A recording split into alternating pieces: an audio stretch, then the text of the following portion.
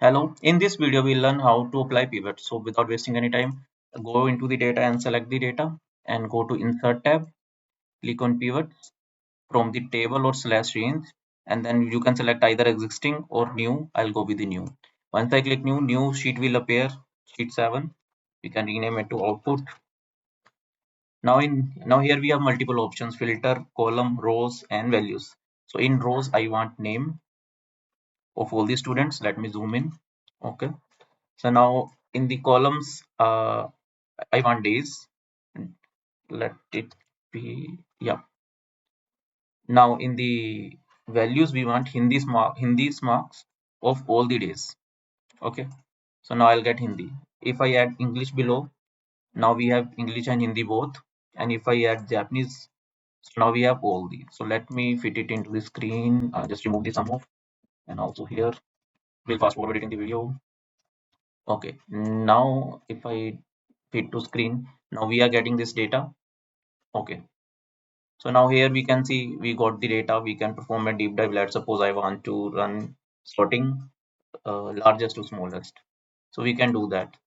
So we have data like of all the students. We can rename it as students, and we have all the scores who is performing where. So we can also play around it. Let's suppose I can move days here. Now we have day wise data of all the students. So we can also perform like different functions, like if I want grand total and all that, I can on for all both and rows for subtotals, or I can on for all for both. We can interchange values here and do this also.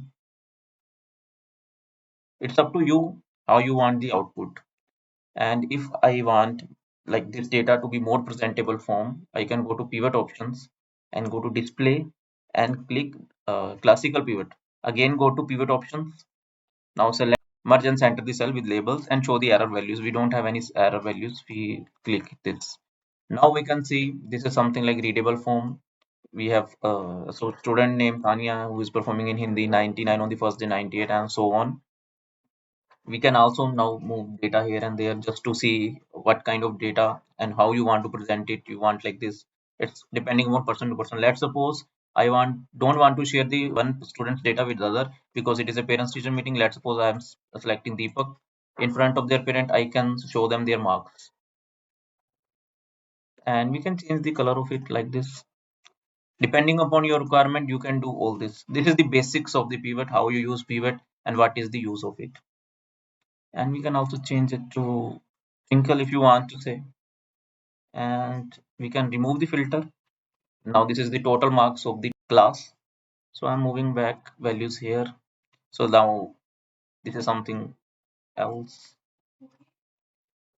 Yeah, day 1 score, day 2 score, and day 3 score.